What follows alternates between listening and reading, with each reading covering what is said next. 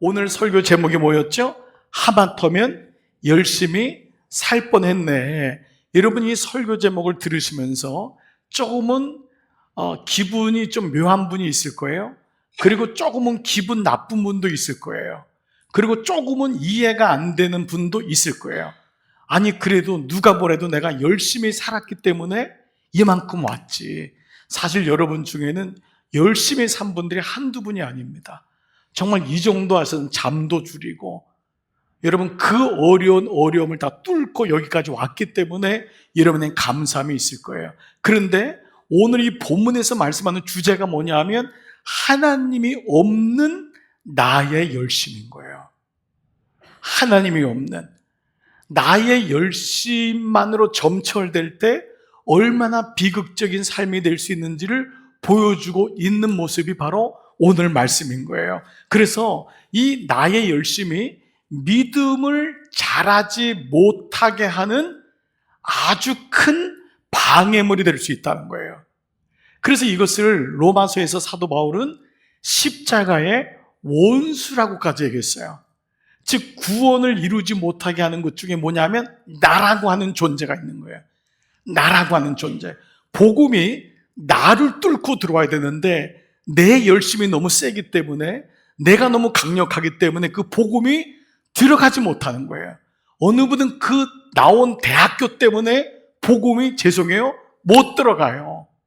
그 직장의 위치 때문에 예수 그리스도가 십자가를 진 사건이 뚫고 들어가지 못하는 거예요. 즉 나의 열심이라는 부분에 대해서 오늘 좀 말씀을 묵상해 볼게요. 오늘 이 개념을 가지고 오늘 본문으로 이제 한번 들어와 보는데요. 아합과 이세벨의 자녀들이 예후라는 사람에 의해서 다 멸절됩니다. 하나님이 이 심판의 지팡이로 예후를 쓰세요. 예후라는 사람은 굉장히 좋은 하나님의 사람이었어요. 그래서 그 예후를 통해 종교개혁을 일으킵니다. 그래서 아합 집안에 무려 70명의 아들들, 어제 말씀이었죠. 그 사람들이 다 죽어요.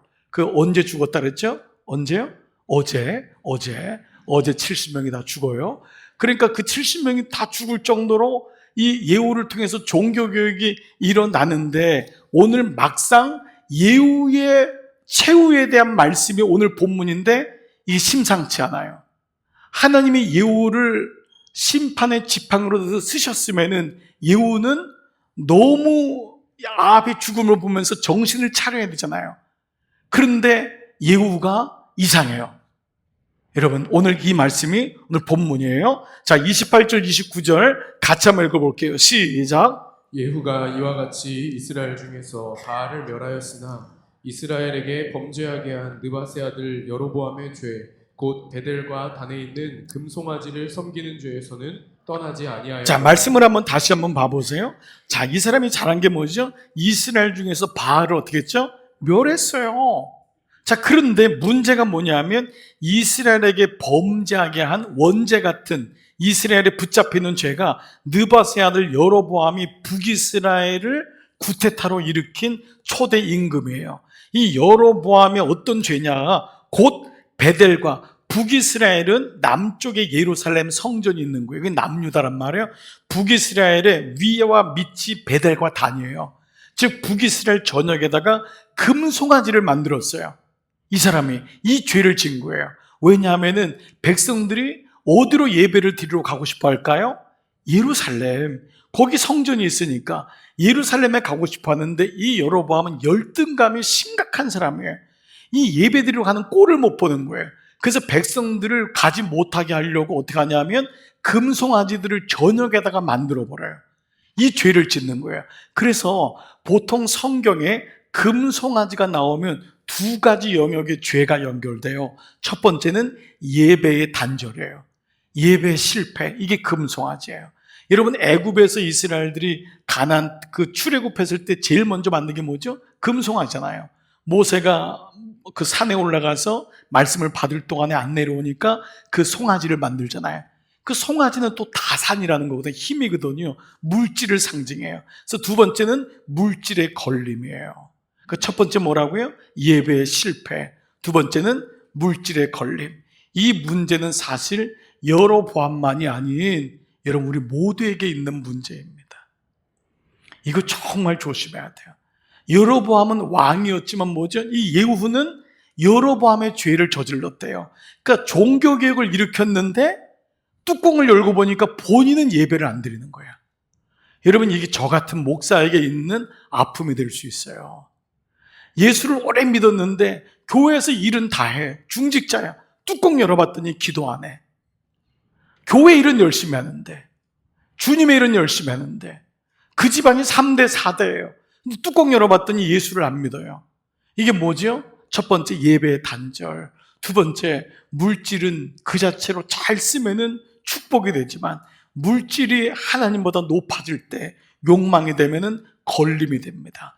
여러분, 저는 이 말씀을 묵상하다가 혹이나 여러분 중에 물질 때문에 지금 어려움을 당하거나 물질이 묶여 있거나 좀 이런 어려운 분이 있어요. 정말 그분들이 빨리 이 문제가 해결되기를 기도합니다. 그러나 동시에 그 문제가 해결된 다음에 깨달으셔야 돼요. 혹 내 마음이 하나님보다 물질이 앞서지 않았을까? 이거는 부단히 체크해야 돼요. 여러분, 물질을 싫어하는 사람은 아무도 없어요.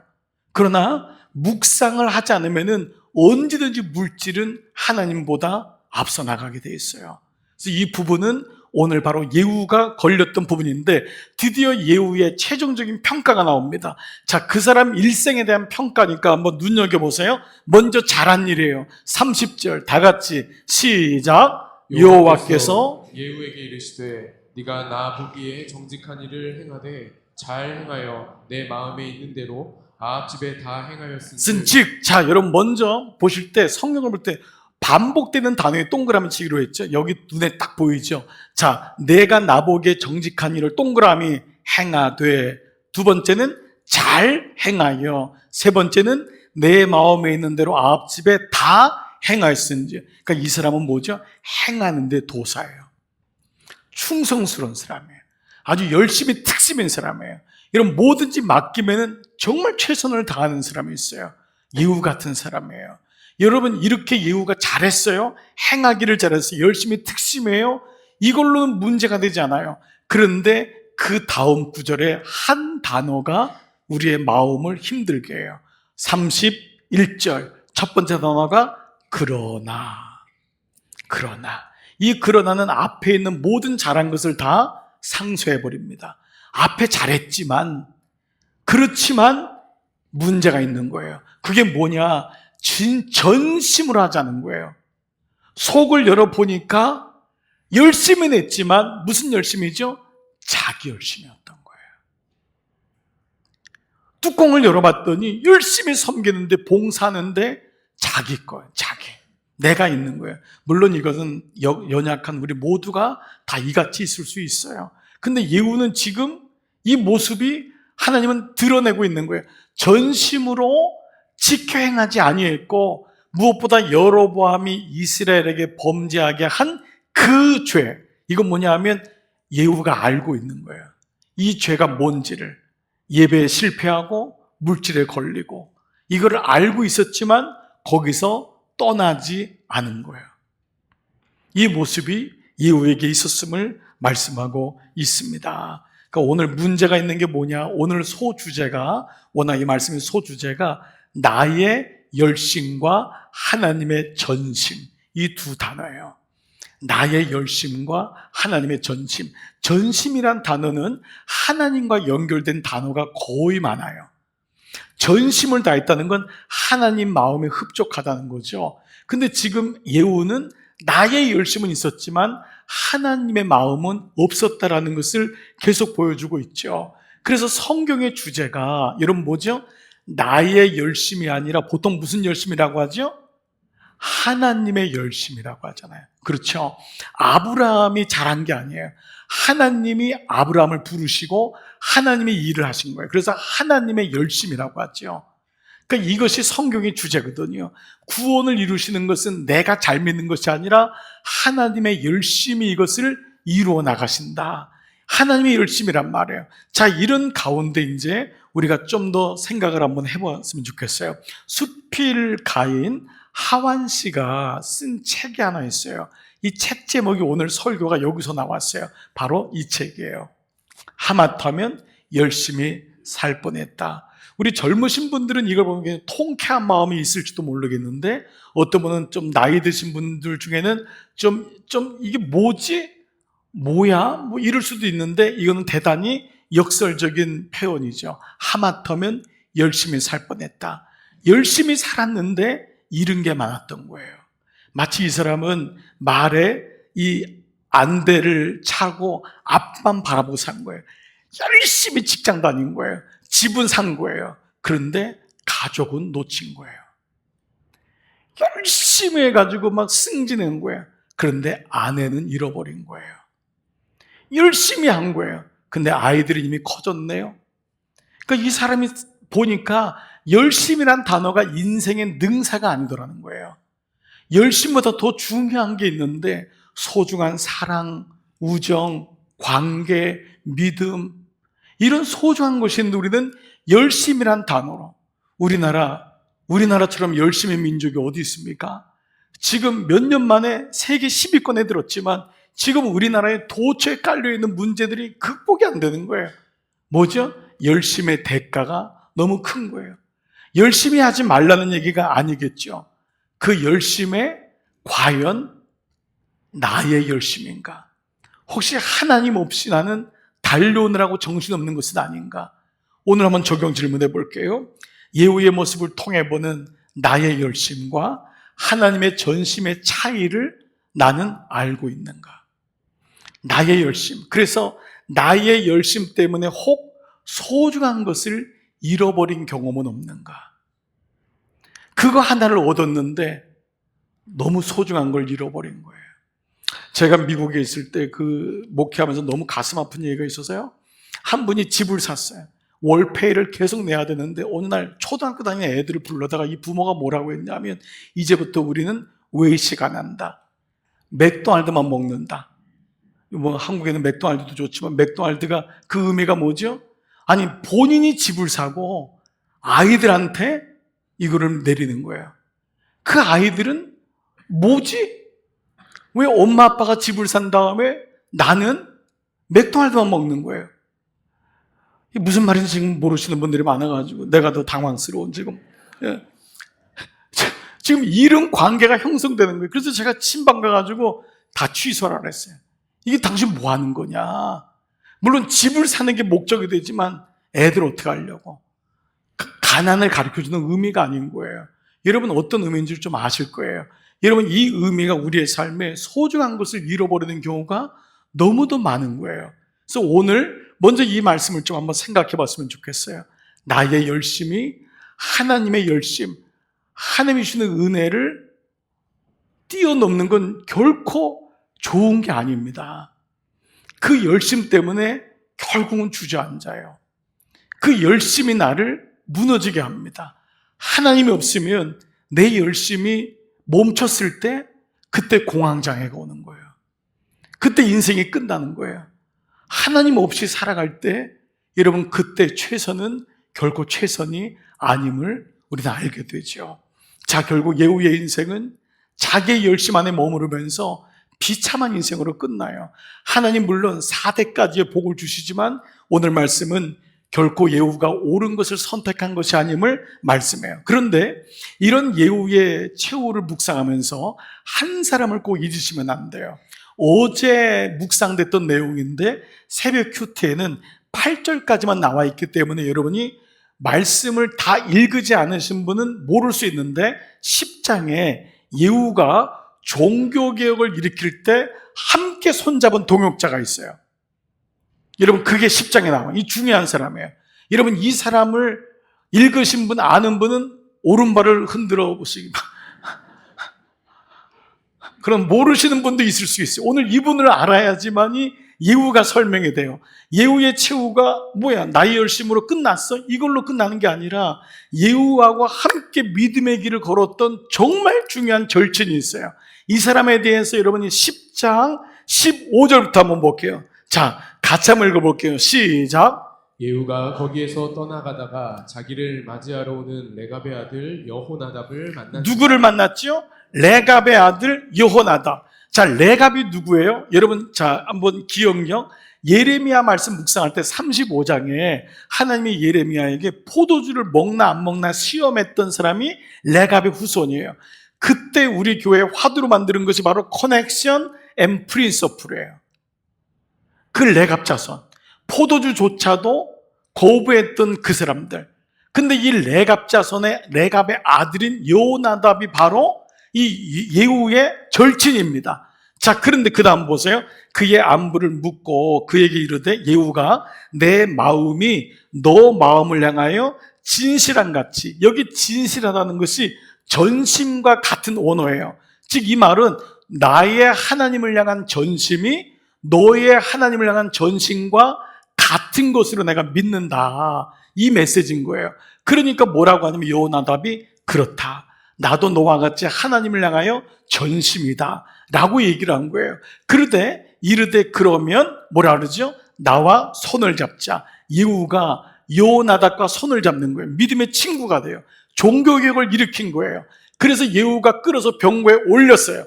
그런데 그 다음 구절이 그림자예요. 단서예요. 자, 뭐냐? 이르되 나와 함께 가서 여호와를 위한 뭐라고요? 나의 열심을 보라는 거예요. 문맥적으로 문제가 안 되는데 이미 우리는 예후가 어떻게 해서 망하게 된 이유를 알기 때문에 이 말씀이 단서가 되는 거예요. 뭐라고 했죠? 여호와를 위한 그분의 열심이 아니라 나의 열심을 봐라. 이 여호나답이 그때 헷갈려요. 이 예후가 하나님의 열심인 줄 알았어요. 그래서 예후와 함께 손을 잡고 종교개혁을 일으키는데 시간이 지나는데 예후가 변질되는 거예요. 자꾸 지가 왕이 되려고 하는 거예요. 목적이 바뀐 거예요. 처음엔 종교개혁만 하기로 했거든. 자기가 왕이 되는 거예요. 그러더니 나중엔 여로보암의 죄에 물질을 탐하고 예배를 드리지 않는 모습이 보이게 돼요. 그로 인해서 여로보암은 사마리아를 떠나요. 이 여로보암이 아니라 여호나답이, 레갑의 아들인 여호나답이 이 예후하고 절교합니다. 절교하고 그리고 예루살렘, 이 사마리아를 떠나서 어디로 들어가냐면 광야로 들어가요. 그래서 스스로 비천한 자의 삶을 살아요. 놀랍게도 250년 후, 이 사건 후에 250년 후에 바벨론에 의해서 북이스라엘에 멸망당할 때 모든 사람은 다 끌려가는데 이 비천한 자가 된 레갑의 후손만 끌려가지 않아요. 자, 열왕기 하 24장 14절 시작. 그가 또 예루살렘의 모든 백성과 모든 지도자와 모든 용사 만명과 모든 장인과 대장장이를 사로잡아가매 비천한 자 외에는 그 남은 자가 없었더라. 이 비천한 자가 바로 레갑 자손의 후손이에요. 그런데 더 놀라운 것은 느헤미야 3장 보면은 포로기가 끝나고 이스라엘로 돌아왔을 때 무너진 성전을 중수할 때 이 레갑 자손의 후손인 말기야가 그 성전의 북쪽에 있는 분문, 분이 똥분자거든요.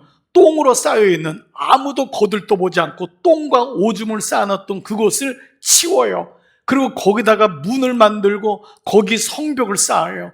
그 일을 누가 하냐면 레갑 자손의 후손인 말기야가 해요. 묵묵히 아무도 하지 않는 일을 이 레갑 자손의 후예들이 하고 있습니다. 이후에 850년의 시간이 흘러서 예수님이 이 땅에 오셨을 때 가장 먼저 그를 경배했던 목동들, 목자들이 레갑 자손의 후예라고 하는 것을 성경학자들은 다 얘기하고 있어요. 보십시오. 적용 질문해 볼게요. 내 열심, 그리고 하나님의 전심. 그때 레갑 자손의 그 레갑의 아들인 여호나답이 선택했던 것은 광야였습니다. 왜 그랬을까요? 광야인 것을 알아야지만, 광야에 들어가야지만이 하나님의 말씀이 들리기 때문에 그래요. 내 인생이 광야임을 알기 때문에 여러분 인생에 광야가 올 때 그때 예배해요. 그러나 꼭 사건이 와야지만 예배하는 게 아니에요. 매일마다 하나님 말씀을 묵상하는 것은 주님, 제 인생이 오늘도 광야인데 주님의 음성이 없으면 살 수가 없습니다. 제가 비천한 자입니다. 주님의 음성이 없으면 내 열심으로 살게 됩니다. 이것이 바로 말씀 묵상인 거예요. 왜 말씀 묵상이 이렇게 소중합니까? 왜 생명이 10분이라고 얘기합니까? 내 스스로가 비천한 자가 되지 않으면 나는 언제든지 내 열심, 내 경력, 내 최선을 가지고 하나님 위에서 내가 주인 되어서 살 수 있기 때문이죠. 이때 우리는 나의 열심이 아닌 하나님의 전심이, 하나님의 일하심이 나의 인생을 끌고 감을 알게 돼요. 질문해 볼게요. 여러분, 여러분의 최선이, 여러분의 열심이 여러분을 끌고 가는 게 좋습니까? 낫습니까? 아니면은 하나님의 열심이 여러분을 인도하는 게 낫습니까? 여러분 자녀들의 열심이 자녀들을 끌고 가는 게 낫습니까? 하나님의 열심이 나의 자녀들을 끌고 가는 게 낫습니까? 이건 뭐 당연하잖아요. 그렇다면은 우리는 이 말씀 속에서 하나님의 그 열심이 나를 끌고 가기 위해서 내가 비로소 해야 될 게 있어요. 하나님의 열심히 나를 끌고 가기를 원해요. 그런데 억지로 끌고 갈 수는 없어요. 그때 내가 해야 될 일이 있어요. 두 가지예요. 첫 번째는 그 하나님의 끌고 가심, 일하심을 믿어야 돼요. 하나님의 신실하심, 하나님이 일하신다. 눈에 보이지 않더라도 지금 내가 승진한 것 같고 내가 집을 산 것 같고 내가 아이를 기르는 것 같지만 하나님이 일하신다고 하는 그 일하심을 내가 믿어야 돼요. 이게 약속을 믿는 거예요. 하나님의 약속, 그분의 일하심은 오늘도 계속되고 있다. 이것을 내가 믿어야 돼요. 그리고 그것을 가지고 주님 앞에 나가는 걸 가리켜 기도라고 해요. 그 기도는 하나님의 일하심을 놓고 기도하는 거예요. 주님, 이 아이에게 하나님의 일하심이 역사하게 해주세요. 우리 남편에게, 우리 아내에게 하나님의 일하심이 보여지게 하세요. 이게 기도잖아요. 예수님 마가복음 11장 24절에서 그러므로 내가 너희에게 말하노니 무엇이든지 오죽했으면 무엇이든지라고 말씀하셨어요. 하도 제자들이 기도를 믿지 않으니까 무엇이든지 기도하고 간구하는 것은 받은 줄로 믿으라. 그리하면 너희에게 그대로 되리라. 이것이 기도인 줄 믿습니다. 여러분, 기도하고 간구하는 거예요. 이 은혜가 하나님의 일하심을 신뢰하는 자만이 할 수 있는 거예요. 여러분, 때로는 의심이 되죠. 의심하지 마세요. 낙심이 되죠. 낭망하지 마세요.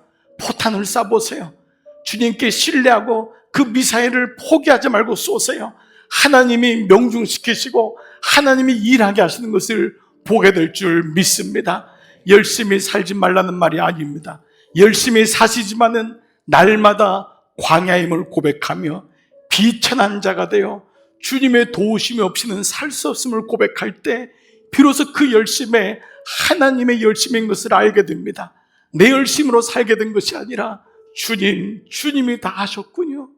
나는 한 게 없습니다. 근데 주님이 결국 그 영혼을 통해서 일하시는 놀라운 은혜를 경험하게 될 줄 믿습니다. 이번 한 주간 하나님 끝까지 바라봅시다. 하나님의 일하심을 신뢰합시다. 이것이 예배인 줄 믿습니다. 나를 보지 마세요. 옆 사람 보지 마세요. 세상 보지 마세요. 하나님 끝까지 신뢰하고 승리하는 여러분 모두 되시기를 주의 이름으로 축복합니다.